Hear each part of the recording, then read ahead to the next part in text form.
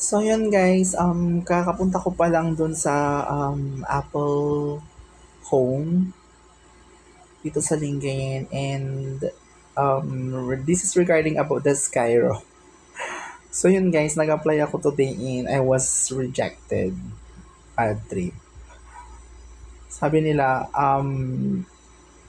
the reason daw kung daw bakit daw na-reject is it's either yung mga contact reference ko is may mga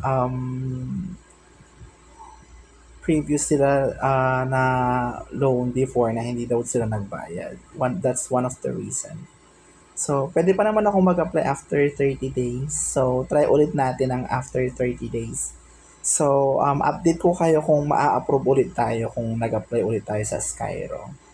Kasi kumukuha tayo ng iPhone. Yun lang guys. So, see you on the um, March 10. March 10 kasi ang pinaka yung na-receive kong note sa kanila. So, yun. So, hopefully approve na tayo. Thank you. Thank you guys. Goodbye.